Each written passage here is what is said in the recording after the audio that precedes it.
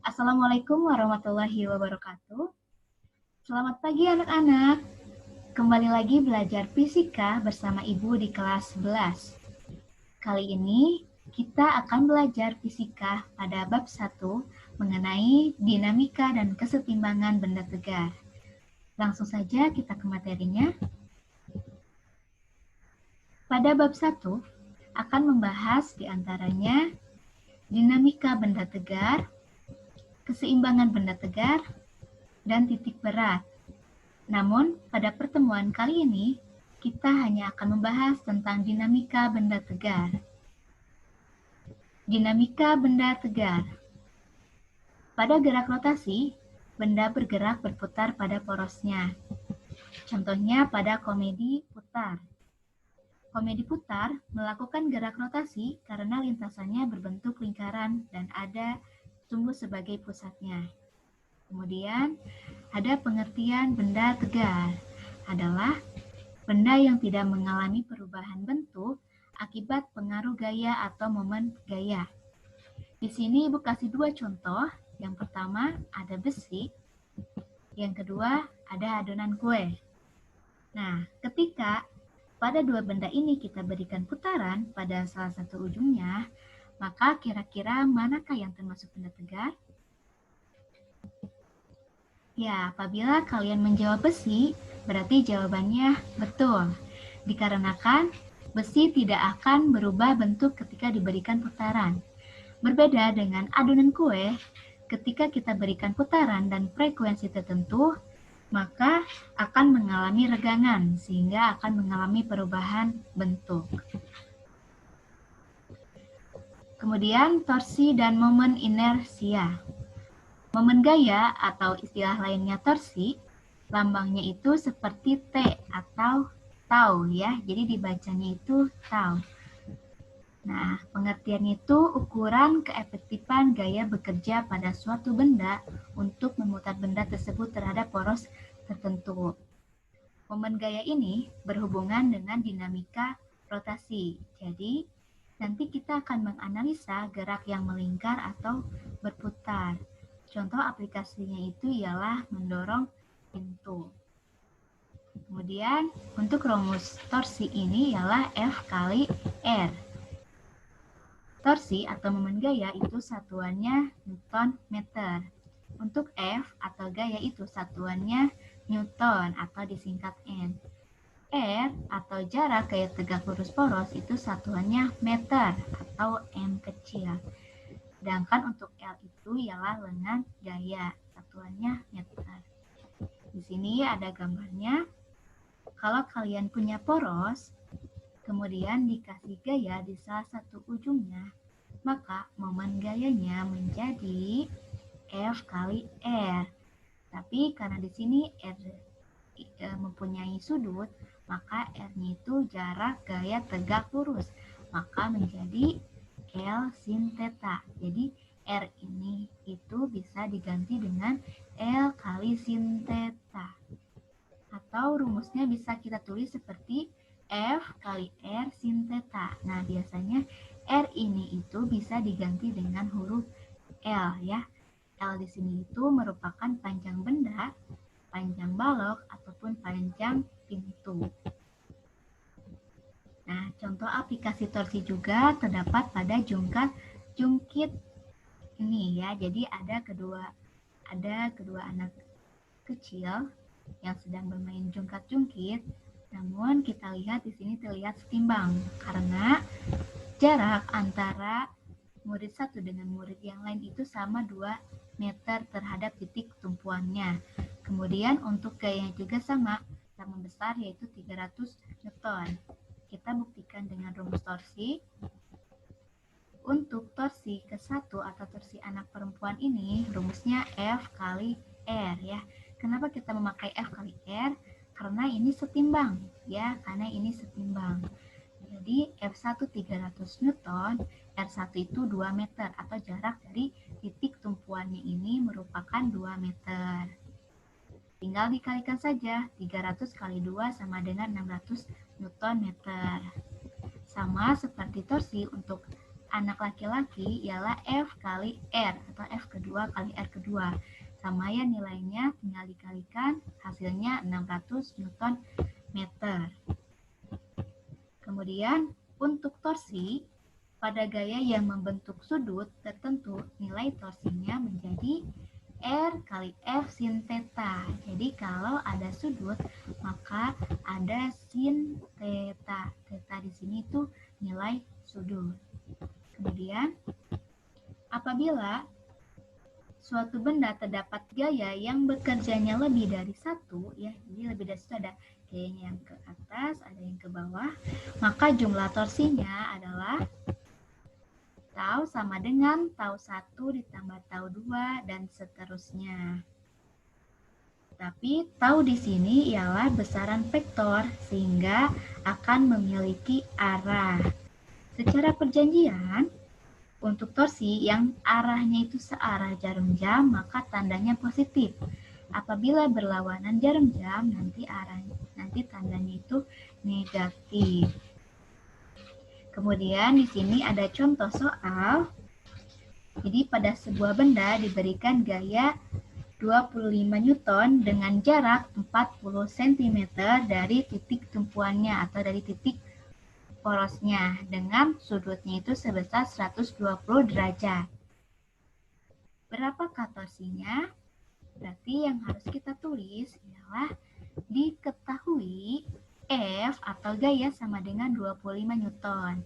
R itu jarak ya, jaraknya itu 40 cm. Nah, di sini jarak itu satuannya harus meter. Maka kita harus rubah dulu ke dalam meter. Sentimeter dirubah ke dalam meter. Berarti 40 dibagi berapa? Dibagi 100. Hasilnya 0,4 meter. Kemudian untuk sudutnya, ya ini theta ini sudut ya. Untuk sudutnya itu 120 derajat. Nilainya 0,87. Kalian bisa lihat tabel trigonometri ya. Berapa untuk sudut 120 derajat nilainya. Ini nilainya itu 0,87. Jadi untuk nilai ini kalian bisa lihat di tabel trigonometri. Kemudian yang ditanyakannya tahu berapa. Nah, karena di sini suatu bendanya memiliki sudut, maka kita memakai rumus R kali F sin theta. R-nya atau jaraknya sebesar 0,4, F-nya 25, sin theta-nya nilainya 0,87. Tinggal dikalikan saja semuanya, hasilnya 8,7 Newton. Kemudian, momen inersia. Artinya, itu ukuran kelembaban gaya benda yang mengalami gerak rotasi. Analoginya, semakin besar momen inersia benda, maka semakin sulit untuk berputar. Untuk rumusnya, I sama dengan M kali R kuadrat. M di sini massa, R di sini merupakan jarak. Ini rumus untuk partikel. Nah, kemudian di sini rumus untuk benda tegar yang massanya terdistribusi kontinu. Jadi, apabila bendanya tegar dan massanya terdistribusi kontinu, maka harus memakai rumus yang memakai integral ya. Di sini ada contohnya. Untuk partikel ini adalah poros terhadap poros ini ya, partikelnya diputar terhadap titik tertentu, maka jarak dan massa partikelnya itu akan berpengaruh. Ini contoh soalnya. Ketika bola bermassa 100 gram dihubungkan dengan seutas tali yang panjangnya 30 cm, berapakah momen gaya inersia terhadap sumbu AB? Ya, jadi di sini sumbu rotasinya itu AB, massanya itu 100 gram. Nah, massa di sini itu harus satuannya kilo. Maka kita harus rubah dulu. Caranya gimana? Caranya berarti kita harus tahu 1 gram berapa kilo. Ya, jadi 1 gram itu sama dengan 1 dibagi 1000. Jadi 100 dibagi 1000 hasilnya 0,1. Kemudian jarak untuk bolanya dari sumber rotasi ialah 30 cm. kita harus rubah dulu ke dalam meter, karena jarak itu satuannya meter. 30 itu dibagi 100, hasilnya 0,3 meter.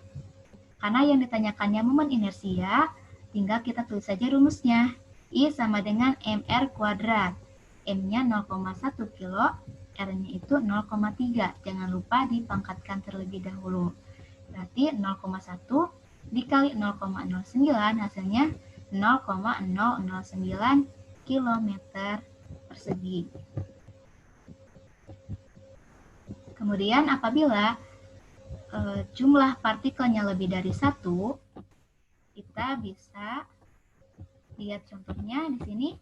Massa satunya 2 kilo, massa 2-nya 1 kilo, dan massa 3-nya 2 kilo. Yang ditanyakannya, momen inersia sistem tersebut jika diputar menurut poros Q dan poros P. Jadi kita anggap yang warna merah ini partikel pertama, yang warna kuning ini partikel kedua, dan yang warna biru ini partikel ketiga. Jadi kita harus bahas satu persatu. Misalnya kita bahas yang poin A terlebih dahulu.